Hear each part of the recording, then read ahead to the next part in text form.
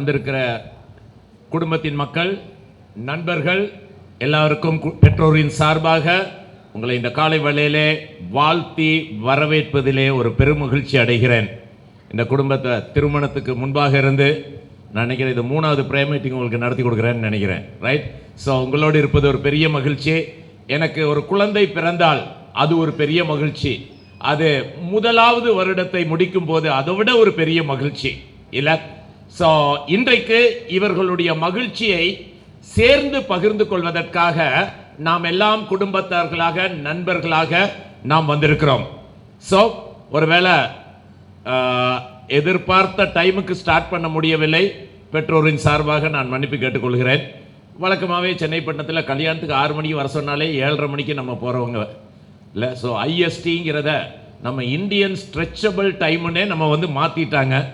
So வந்தவங்களை ஒவ்வொருவரையும் மறுபடியும் வாழ்த்தி வரவேற்று, நம்ம எப்பவுமே கடவுளுடைய பிள்ளைகள் என்ற முறையிலே எதை செய்தாலும் ஜெபித்து தொடங்குவது நம்முடைய பழக்கமாய் இருக்கிறது. ஏனென்றால் ஒரு பக்தன் சொல்லுகிறான், ஜெபம்தான் ஒரு கிறிஸ்தவனுடைய மூச்சு என்று சொல்லுகிறான். சரியா? ஸோ ஜெபம் இல்லாமல் நாம் எதையும் தொடங்குவதில்லை. ஸோ இந்த ஜெப கூட்டம், இந்த 1வது பிறந்த நாள், இந்த குழந்தையினுடைய 1வது பிறந்த நாள், இந்த ஃபங்க்ஷனை, இந்த செலிப்ரேஷனை கர்த்தருடைய சமூகத்திலே கொடுத்து, நாம் ஆண்டவர் இந்த இடத்திலே பிரசன்னமாய் இருக்கிறார், ஆனால் அவர் இந்த கூட்டத்தை ஆளுகை செய்ய வேண்டும் என்று சொல்லி நாம் ஜெபித்து தொடங்குவோம். கண்களை மூடி நாம் ஜெபம் செய்வோம். அன்பின் ஆண்டவரே, உம்முடைய அன்புக்கு அளவே இல்லை சுவாமி. ஆண்டவரே, பல நேரங்களிலே அன்புக்காக ஏங்கி நாங்கள் எங்கெல்லாமோ போய் அன்பு கிடைக்காத இடத்திலே அன்பை தேடி நாங்கள் ஏமாற்றப்பட்டிருக்கிறோம். ஆனால் கடவுளுடைய பிள்ளைகளாகிய நாங்கள் உம்முடைய அன்பை ருசி பார்த்ததினாலே இந்த காலை வேளையிலே உம்முடைய அன்பை நினைத்து உமக்கு நன்றி செலுத்துகிறோம் ஐயா. இந்த குடும்பத்தின் மக்களுடைய வாழ்க்கையிலையும் நீர் இவர்களுக்கு பாராட்டின அன்புக்காக நன்றி செலுத்துகிறோம்.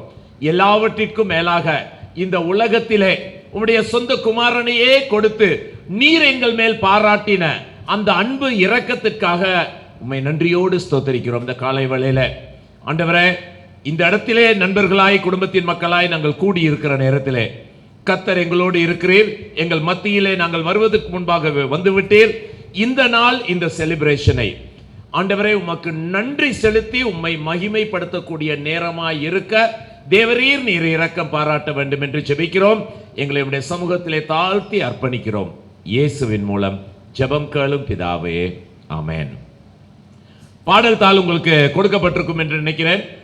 பாடல் தாள் வரலன்னா யாராவது கொஞ்சம் முன்னாடி எடுத்து நீங்கள் கொடுப்பீர்களே என்றால் நலமாய் இருக்கும்.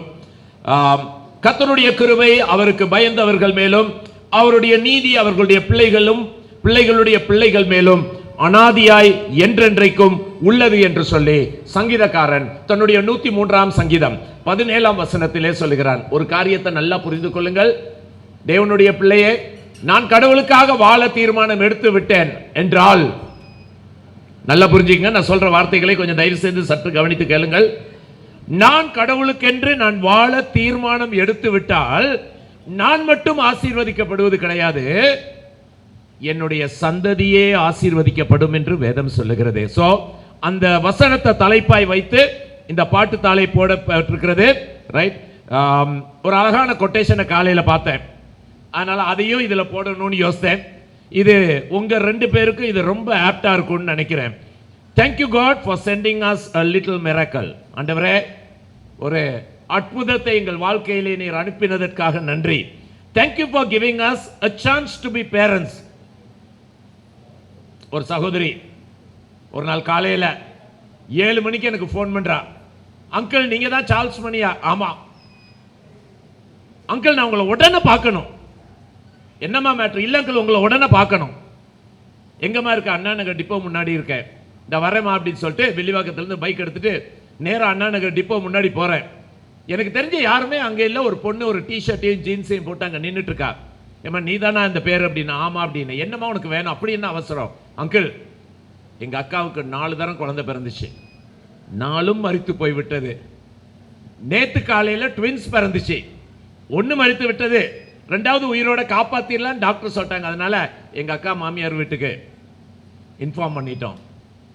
இப்ப டாக்டர் சொல்றாரு அந்த குழந்தையும் மறிக்க போகிறது. அங்கிள் 2 மணிக்கு பெங்களூருக்கு ட்ரெயின் ஏற போறேன். அங்கிள் எனக்கு ஒரு குழந்தை வேணும். உங்களுக்கு எவ்வளவு காசு வேணும்? 50,000, 1 லட்சம், 2 லட்சம், 5 லட்சம் சொல்லுங்க அங்கிள். 10 நிமிஷத்துல உங்களுக்கு காசு உங்க கையில கொடுத்துட்றேன். ஒரு குழந்தைய எங்கேயாவது பார்த்து கொடுங்க அங்கிள். எங்க மாமியார் கிட்ட நாங்க தப்பிக்க முடியாது. குழந்தை இல்லை என்ற ஒரு பெற்றோர் ஆக முடியலையே என்ற வேதனை ஒரு பக்கம் இருக்கும் போது, இங்கே அழகான ஒரு தம்பதியினர் தேவன் அழகாக இவர்களை பெற்றோராக மாற்றி இருக்கிறார் என்றால் இவர்களோடும் நாம் சேர்ந்து ஆண்டவரை நன்றி செலுத்த வேண்டும் அல்லவா? சாதான் சொல்கிறார், thank you for giving us a chance to be parents. Thank you Lord for entrusting us with a new life. கர்த்தர் என்ன நம்பி இன்னொரு ஜீவனை கொடுத்திருக்காருன்னா, கர்த்தர் என்ன எவ்வளவு நம்புறாரு பாருங்க. இல்ல கடைசி அதுல சொல்லுகிறது, seeing our child smile is the best part of each day. ஒரு நாள் என் குழந்தைய நான் பார்த்து, என் குழந்தை என்ன பார்த்து சிரிக்குதுன்னா அதுதான் பெரிய மகிழ்ச்சி. ஆனா இன்னைக்கு பெரிய பிரச்சனை என்ன தெரியுமா? பெற்றோர் பிள்ளைகளை பார்த்து சிரிப்பது கிடையாது, பிள்ளைகள் பெற்றோரை பார்த்து சிரிப்பது கிடையாது. பெற்றோரே, நீங்கள் பிள்ளைகளை பார்த்து சிரிக்கவில்லை என்றால் பிள்ளைகள் உங்களை பார்த்து சிரிப்பதை விட எதிர் வீட்டில் இருக்கிற பையனை பார்த்து சிரிப்பார்கள். புரிந்தவர்கள் நன்றாகவே சிரிக்கிறார்கள். அதுவும் வாலிபர்கள், திருமணம் ஆகாதவர்கள் ரொம்ப சந்தோஷமா சிரிக்கிறார்கள். இதுதான் உண்மை. Remember all these blessings are for you. எனவே கர்த்தருடைய சமூகத்திலே முதலாவது பாடலை நாம் சேர்ந்து பாடுவோம். இந்த அழகான இந்த குழந்தை பாக்கியத்தை கொடுத்து இன்றைக்கு மகிழ்ச்சியாய் இவர்கள் உட்கார்ந்திருக்கிறதுனால, கர்த்தாவே தேவர்களில் உமக்கொப்பானவன் யார்? எல்லாத்துக்கும் தெரிந்த பாடல். இந்த பாட்டு தெரியவே இல்லைன்னா நான் கிறிஸ்தவனே இல்லைன்னு தான் அர்த்தம் இந்த காலத்துல. இல்ல, கர்த்தாவே தேவர்களில் உமக்கொப்பானவன் யார்? வானத்திலும் பூமியிலும் உமக்கொப்பானவர் யார்? உமக்கொப்பானவர் யார் என்று சொல்லி இந்த அழகான பாடலை நாம் எல்லாரும் சேர்ந்து பாடுவோமா? 1 2 3 4. கர்த்தாவே தேவர்களில் உமக்கொப்பானவர் யார்? வானத்திலும் பூமியிலும் உமக்கொப்பானவர் யார்? கர்த்தாவே தேவர்களில் உமக்கொப்பானவர் யார்? வானத்திலும் பூமியிலும் உமக்கொப்பானவர் யார்? உமக்கொப்பானவர் யார்? உமக்கொப்பானவர் யார்? உமக்கொப்பானவர் யார்? உமக்கொப்பானவர் யார்? வானத்திலும் பூமியிலும் உமக்கொப்பானவர் யார்? வானத்திலும் பூமியிலும் உமக்கொப்பானவர் யார்? செங்கடலை நீர் பிளந்து உந்தன் ஜனங்களை நடத்தி சென்றீர். செங்கடலை நீர் பிளந்து உந்தன் ஜனங்களை நடத்தி சென்றீர். நீர் நல்லவர், சர்வ வல்லவர், என்றும் வாக்கு மாறாதவர். நீர் நல்லவர், சர்வ வல்லவர், என்றும் வாக்கு மாறாதவர். உமக்கொப்பானவர் யார்? உமக்கொப்பானவர் யார்? உமக்கொப்பான யார்? உமக்கொப்பானவர் யார்? வானத்திலும் பூமியிலும் உமக்கொப்பானவர் யார்? வானத்திலும் பூமியிலும் உமக்கொப்பானவர் யார்? தூதர்களும் முன்னுணவால் உந்தன் ஜனங்களை போஷித்தீரே. தூதர்கள் உண்ணோம் உணவால் உந்தன் ஜனங்களை போஷித்தீரே. உம்மை போல யாருண்டு? இந்த ஜனங்களை நேசித்திட உம்மை போல யாருண்டு? இந்த ஜனங்களை நேசித்திட உமக்கொப்பானவர் யார்? உமக்கொப்பானவர் யார்? உமக்கொப்பானவர் யார்? உமக்கொப்பானவர் யார்? வானத்திலும் பூமியிலும் உமக்கொப்பானவர் யார்? வானத்திலும் பூமியிலும் உமக்கொப்பானவர் யார்? கண்மலையை நீர் பிளந்து உந்தன் ஜனங்களின் தாகம் தீர்த்தீர். கண்மலையை நீர் பிளந்து உந்தன் ஜனங்களின் தாகம் தீர்த்தீர். உம் நாமம் அதிசயம் என்றும் அற்புதம் செய்திடுவீர். உம் நாமம் அதிசயம் என்று அற்புதம் செய்திடுவீர். உமக்கொப்பானவர் யார்? உமக்கொப்பானவர் யார்? உமக்கொப்பானவர் யார்? உமக்கொப்பானவர் யார்? வானத்திலும் பூமியிலும் உமக்கொப்பானவர் யார்? வானத்திலும் பூமியிலும் உமக்கொப்பானவர் யார்? வாழ்க்கையிலே இன்னைக்கு உலகம் எல்லாமே மாறிக்கிட்டு வருது. எல்லாமே மாறிக்கிட்டு வருது. ஒரு காலம் எப்படி இருந்துச்சுன்னா, கல்யாணம்னு ஒண்ணு இருந்துச்சுன்னா, ஒருவேளை இங்க இருக்க முதியவர்கள் சொல்வீர்கள், திருமணம் என்றாலே பொண்ணு வந்து மாப்பிள்ளையை எப்பதான் பார்ப்பாங்க? கல்யாணத்தன்னைக்கு கல்யாண மேடையில தான் பார்ப்பாங்க. இன்னைக்கு மாறிடுச்சு, எல்லாமே தலைக்கீழ மாறிடுச்சு.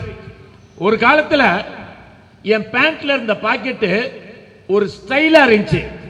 இன்னைக்கு பேண்டே பாக்கெட்டா மாறிடுச்சு. எல்லாம் மாறிடுச்சு இல்ல?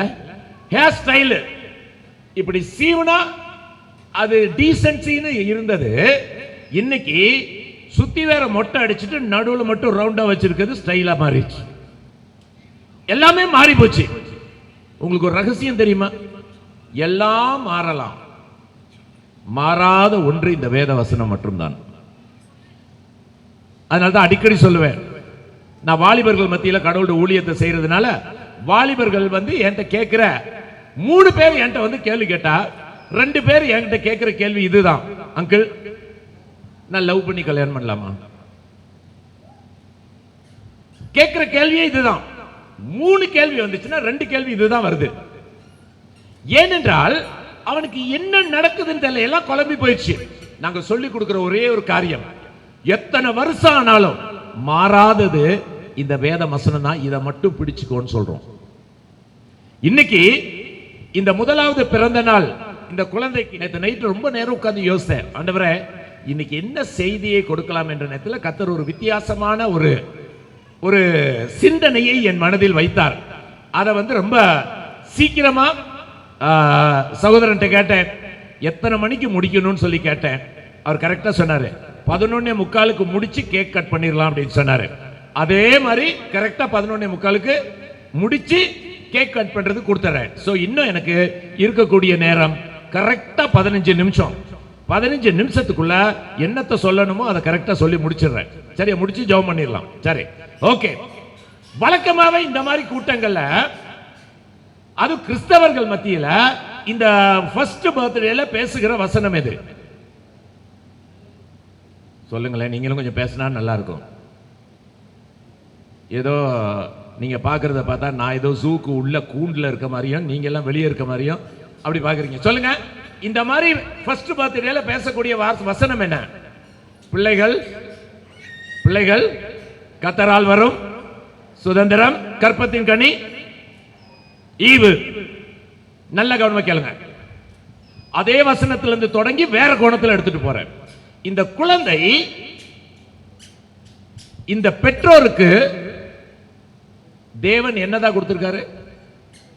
என்னதான் கொடுத்திருக்காரு? ஈவு. ஈவுனா இங்கிலீஷ்ல என்ன? கிஃப்ட். இல்ல, தேவன் உங்க ரெண்டு பேருக்கும் நம்ம எல்லாத்துக்கும் இந்த குழந்தையை ஒரு பரிசாக கொடுத்திருக்கிறார். அதனாலதான் இன்னைக்கு இங்க செலிப்ரேஷனுக்கு வந்திருக்கிறோம்.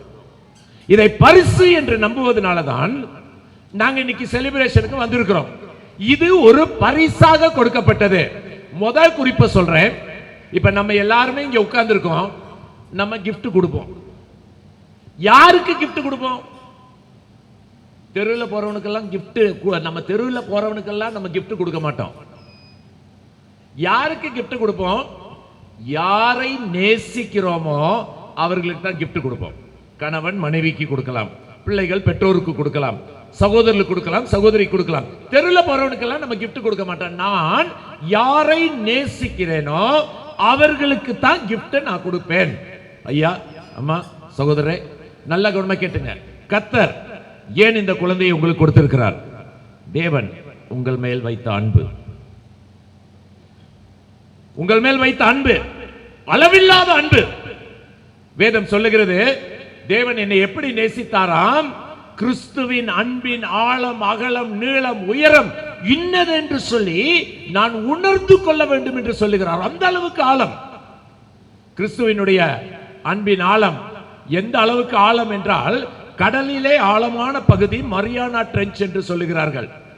32,000 அடி ஆழம், 36,000 அடி ஆழம் என்று சொல்லுகிறார்கள்.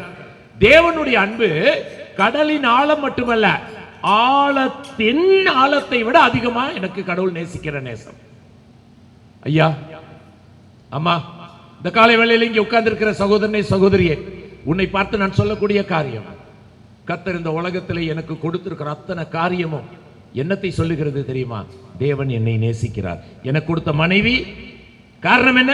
என்னை நேசிக்கிறார். எனக்கு கொடுத்த கணவன், தேவன் என்னை நேசிக்கிறார். எனக்கு கொடுத்த காரு, எனக்கு கொடுத்த பைக்கு, எனக்கு கொடுத்த வேலை, எனக்கு கொடுத்த ஒவ்வொரு ஆசீர்வாதம், ஏன் இன்னும் சொல்ல போனா மூச்சு எடுக்கிறேன்ல, அதுவே அன்புதான். இன்றைக்கு சற்று நன்றாக யோசித்து பாருங்கள். இந்த குழந்தையை தேவன் பெற்றோருக்கு கொடுத்ததன் நோக்கம், தேவன் உங்கள் மேலே உங்களை நேசிக்கிறார் என்பதை மறந்து போய்விடாது. நீங்க நேசிக்கிறீங்களா இல்லையா எனக்கு தெரியாது. தேவன் உங்களை நேசிக்கிறார். அதனால அவர் எனக்கு பரிசாக கொடுத்திருக்கிறார். இந்த குழந்தை எப்படிப்பட்ட பரிசுன்னு சொல்லட்டுமா? எப்படிப்பட்ட பரிசுன்னு சொல்லுவோமா? இப்ப உங்க குடும்பத்துக்கு தலைவர் யார்? யாரு? என் குடும்பத்திற்கு கர்த்தர் தலைவர் என்று சொல்வதை தயவு செய்து இன்றோடு நிறுத்திவிடுங்கள். That's a wrong answer. வேதத்தின்படி உங்கள் குடும்பத்திற்கு தலைவன் யார்?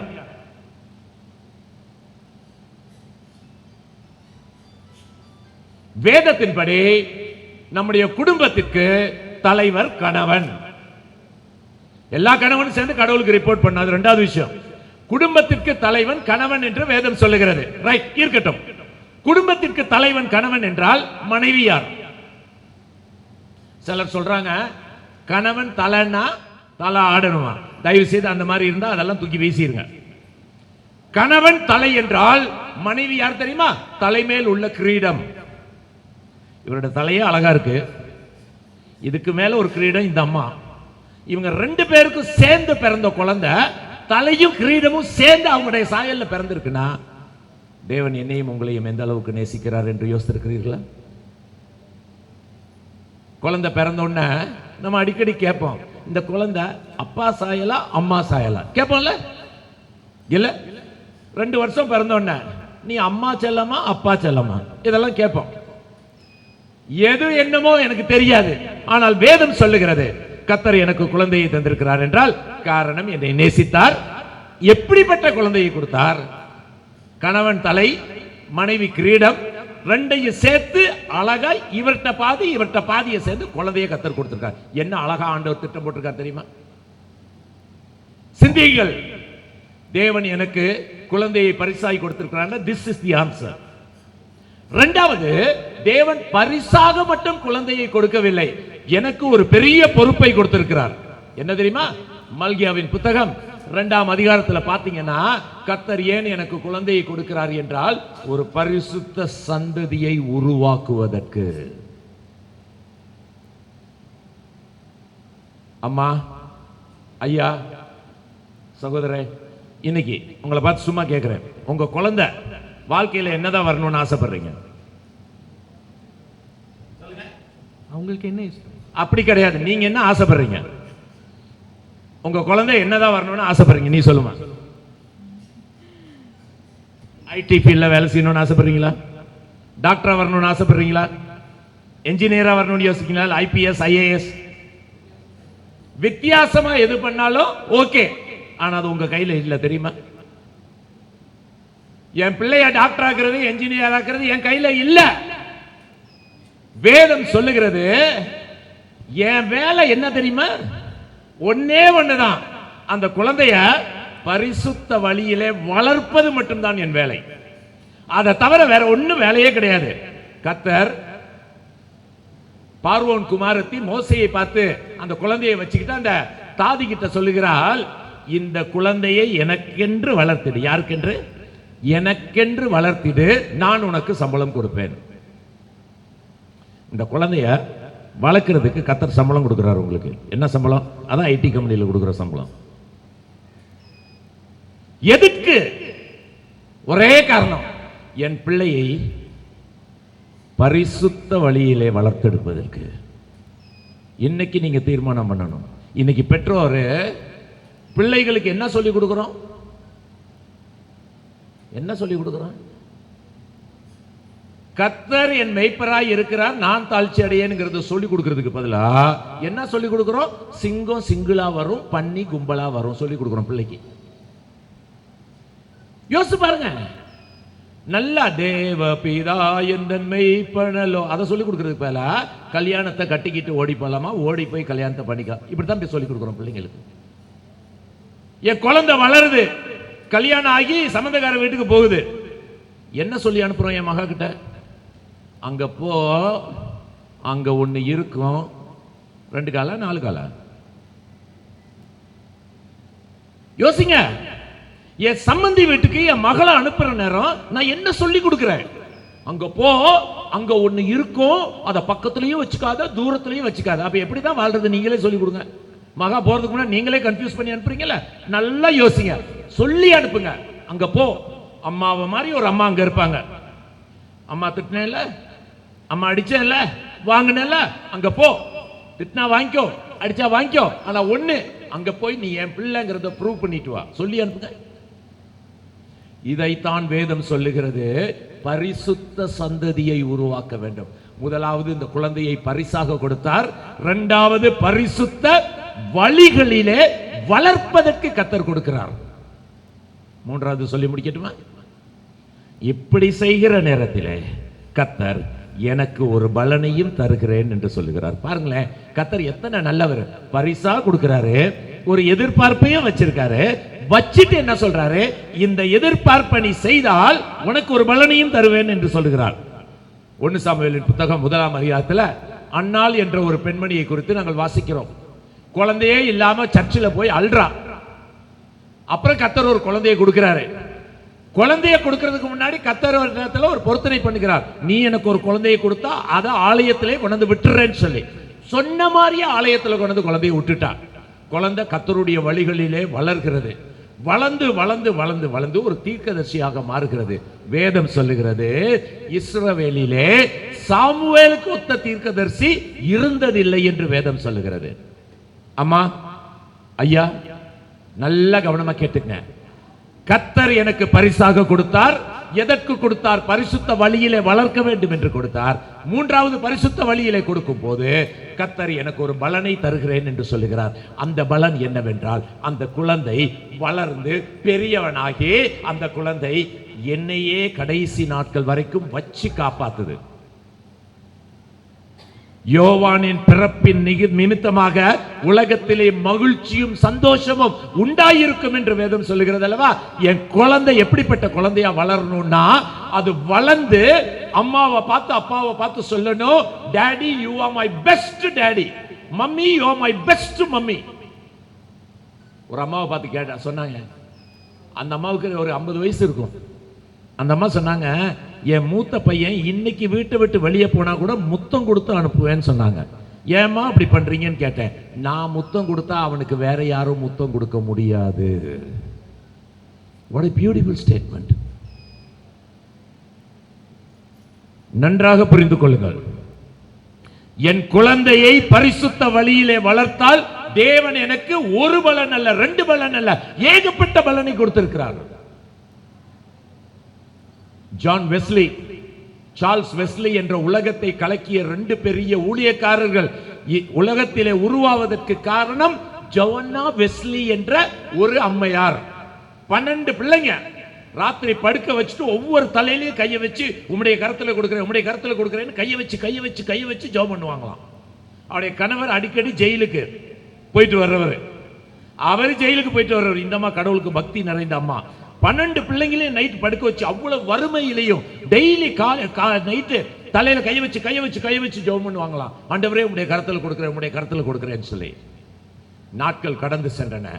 2 பேர் ஊழியக்காரர்களாக எழும்பி, ஒருத்தன் மெத்தடிஸ்ட் சபை ஸ்தாபகரானார், இன்னொருவர் உலக புகழ் பெற்ற சுவிசேஷகரானார். காரணம், ஒரு தாயின் கண்ணீர் விட்ட ஜெபம். அம்மா, உங்க 2 பேரிடத்துல நான் கெஞ்சி கேட்கக்கூடிய ஒரே ஒரு காரியம், டெய்லி நீங்க சண்டை போட்டீங்களோ இல்லையோ, 2வது விஷயம், சண்டை போட்டா கூட 2 பேரும் அந்த குழந்தைய உங்க 2 பேருக்கும் நடுவுல வைத்து, ஆண்டவரே இந்த குழந்தையை கடவுளுடைய சமூகத்திலே உம்முடைய சித்தத்தின்படியாய் வளர்ப்பேன், உம்முடைய பலனுக்கு நான் காத்திருக்கிறேன் என்று சொல்லி சொல்லி ஜெபியுங்கள். நான் சொல்லுகிறேன், ஒருவேளை உங்க குழந்தை ஐபிஎஸ் ஐஏஎஸ் இன்ஜினியரா டாக்டரா வரலன்னாலும் உலகத்திலே கடவுளுடைய சித்தத்தை செய்கிற ஒரு குழந்தையாக வரும். அதனால தான் பக்தன் ஒரு சினிமாக்காரன் பாட்டு பாடுகிறான், ரொம்ப அழகா பாடுகிறான். எந்த குழந்தையும் நல்ல குழந்தை தான். என்னடா இவ்வளவு நேரம் பைபிள் பேசிட்டு இருந்தாரு, திடீர்னு சினிமால போறாருன்னு யோசிக்காதீங்க. எந்த குழந்தையும் நல்ல குழந்தை தான் மண்ணில் பிறக்கையிலே, அது நல்லவராவதும் தீயவராவதும் பெற்றோர் வளர்ப்பிலே.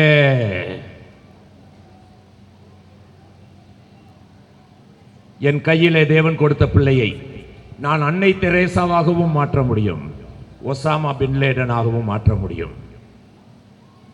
யார் கையில் இருக்கிறது? என் கையில் இருக்கிறது. கர்த்தர் குழந்தையை தந்திருக்கிறார். மறுபடியும் சொல்லுகிறேன், பரிசாக கொடுத்திருக்கிறார், பரிசுத்தமாக வளர்க்க கொடுத்திருக்கிறார். அதற்கு கர்த்தர் பலனையும் தருவேன் என்று வாக்கு பண்ணிவிட்டார். பரிசை let's acknowledge it, let's fulfill God's expectation and let's wait for God's reward. கர்த்தர் உங்களை ஆசீர்வதிப்பாராக. எனக்கு கரெக்டா டைம் சரியாச்சுன்னு நினைக்கிறேன் இல்ல? ஓகே, 11:43 நாம் எல்லாரும் சேர்ந்து ஒரே ஒரு சின்ன காரியத்தை செய்ய போகிறோம். நம்முடைய கரங்களை இந்த பெற்றோரின் பக்கமாய் நாம் நீட்ட போகிறோம். எல்லாரும் உட்கார்ந்திருக்க இடத்துல உங்களுடைய கரங்களை இந்த பெற்றோர் பக்கமாக நீட்டுவீர்களா? நம்ம எல்லாரும் சேர்ந்து இவர்களுக்காக ஜெபிக்க போகிறோம்.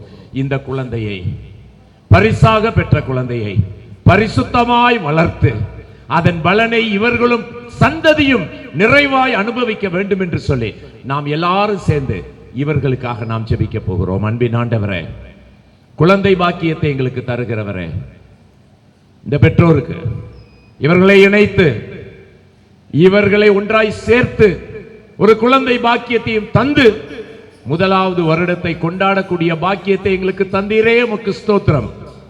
இந்த பெற்றோர் பரிசுத்த பாதையிலே வளர்த்து உலகத்தின் ஆசாபாசங்களுக்கு குழந்தையை விட்டு கொடுக்காமல் பரிசுத்தமாய் மட்டும் வாழ்ந்து பிள்ளைக்கும் பரிசுத்தத்தை கடத்து கொண்டு அதன் பலனை பெற்றுக்கொள்ள தேவரீர் நீர் இவர்களுக்கு உதவி செய்ய வேண்டும் என்று உம்முடைய நாமத்தினாலே நாங்கள் ஜெபிக்கிறோம், வாழ்த்துகிறோம்.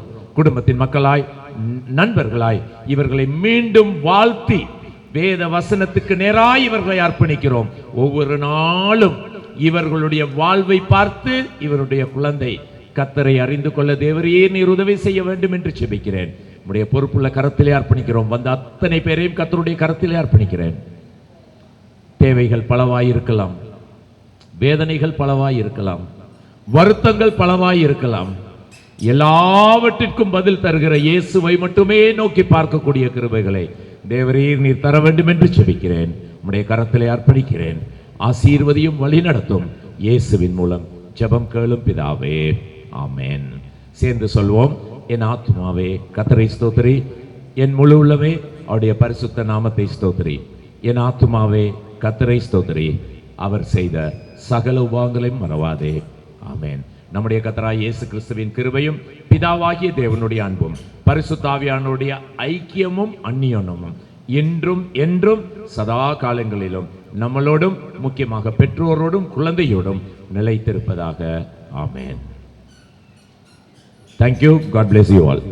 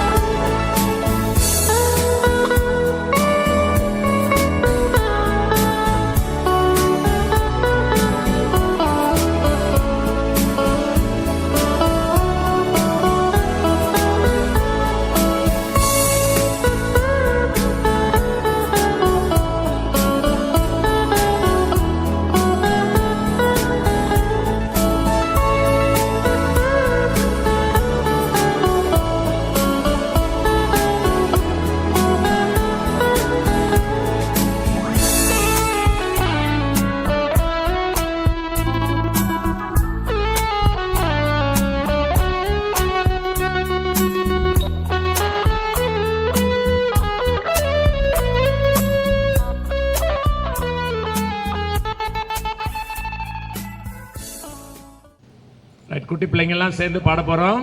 ரைட், ஓகே, ஸ்டார்ட் பண்ணலாமா? 1 2 3 4. Happy birthday. Hello everybody. Happy birthday to you.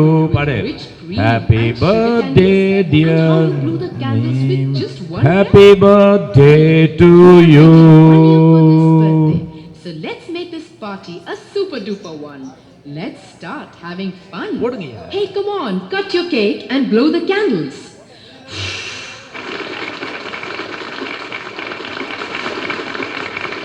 Now let's all of us sing the happy birthday song.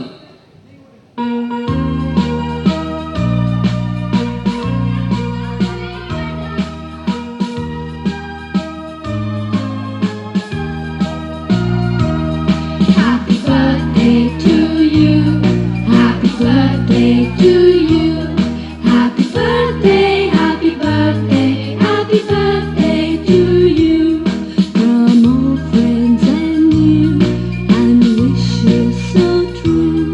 May good luck go with you, and happiness too. Happy birthday to you. Happy birthday to you. Happy birthday, happy birthday, happy birthday to you.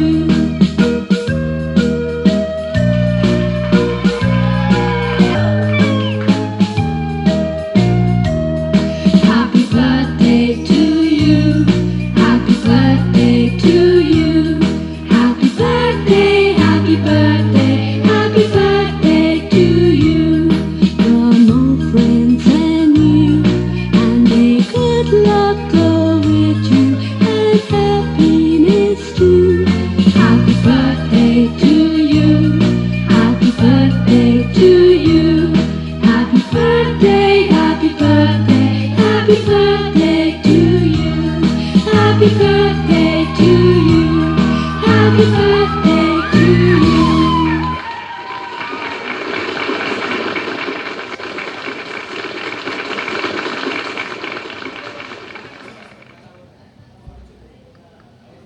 Everybody is going to get the birthday cake now.